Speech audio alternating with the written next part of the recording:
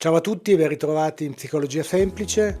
Oggi parliamo di qualcosa di molto importante. Quali sono le cose fondamentali che come genitori possiamo lasciare ai nostri figli? Non c'è una risposta universale ovviamente, ma c'è la mia risposta che voglio condividere con voi. Io penso che innanzitutto dobbiamo dargli amore incondizionato. Come seconda cosa dobbiamo dargli delle opportunità per sviluppare al meglio le loro possibilità. Quindi creargli un ambiente, stimoli, situazioni che possano consentirgli di realizzarsi secondo le loro attitudini. Un terzo punto è trasmettergli dei valori, poi loro se ne faranno di propri, ma è importante che noi glieli diamo. Ma c'è un quarto punto che è esattamente il tema di oggi, che riguarda il mindset, cioè un certo tipo di mentalità che possa consentirgli di essere realizzati e felici. Dopo la sigla vediamo di cosa si tratta. Vi ricordo di iscrivervi al canale se non l'avete fatto, di mettere un like se il video vi sarà piaciuto e di aiutarmi a far crescere il canale condividendo questo video. Ci vediamo tra pochissimo dopo la sigla.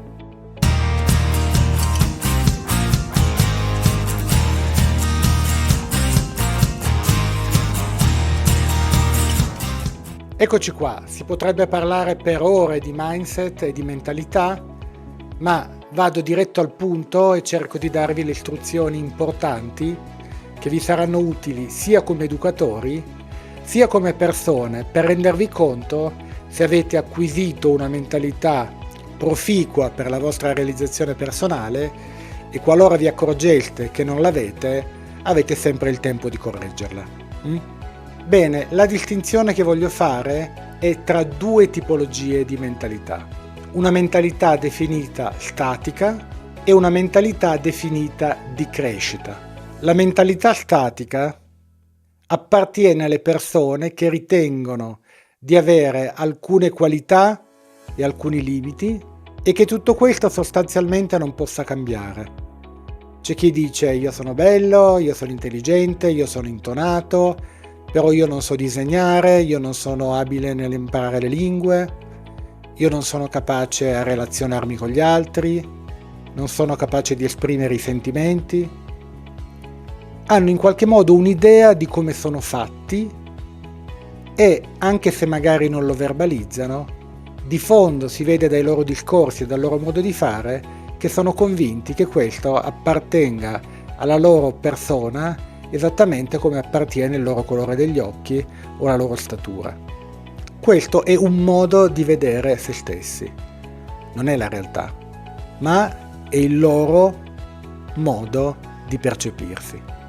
C'è invece una seconda mentalità che è la mentalità di crescita, che prevede, a differenza della prima, che tutte le qualità si possono sviluppare con l'impegno, con l'apprendimento e con l'esercizio. Chi è dentro questo mindset sostanzialmente non mette quasi limite alle sue possibilità.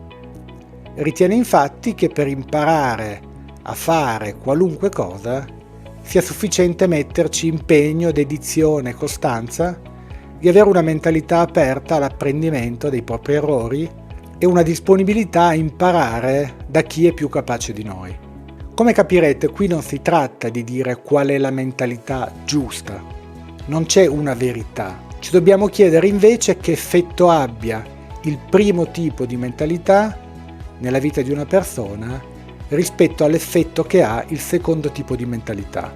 Se volessimo dire qual è la migliore, dovremmo chiederci quali effetti ha una mentalità statica e quali effetti ha una mentalità di crescita. E poi le conclusioni le potrete trarre voi stessi.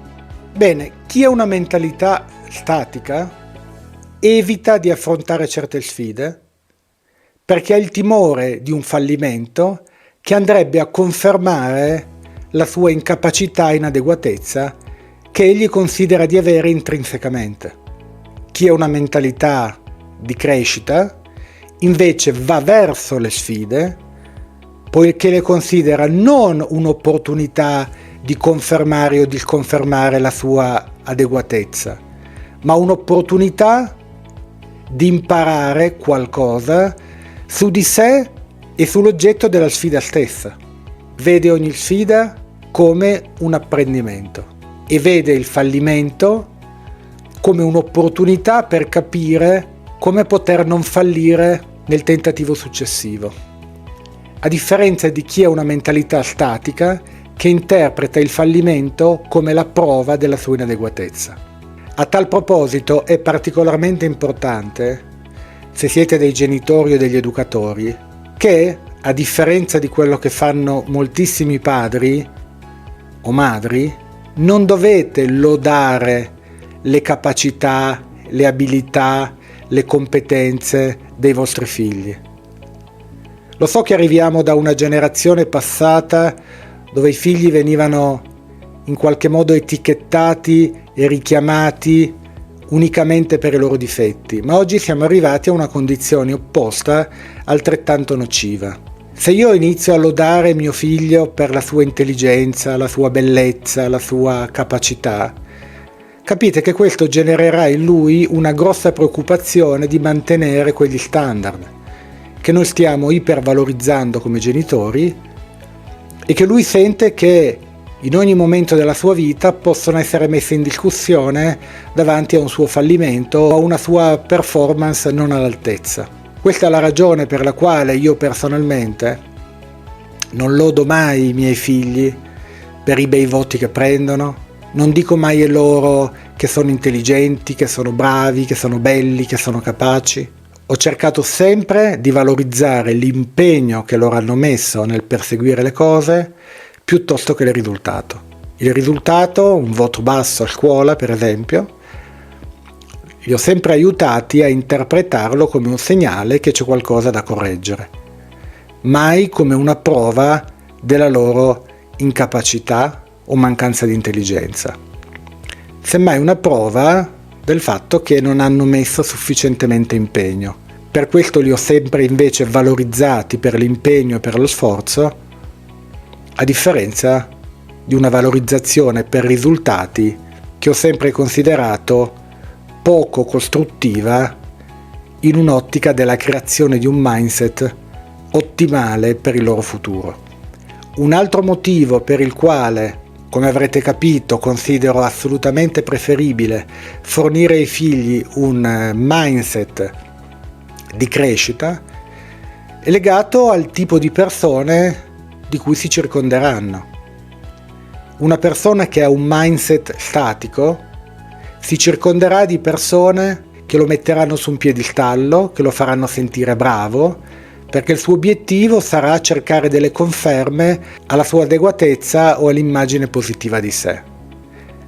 Al contrario, chi ha un mindset di crescita tenderà invece a circondarsi di persone migliori di lui o di lei, perché capirà che da queste persone potrà imparare a apprendere delle capacità e delle abilità che ancora non ha e stando accanto a loro potrà avere una grossa opportunità di svilupparle.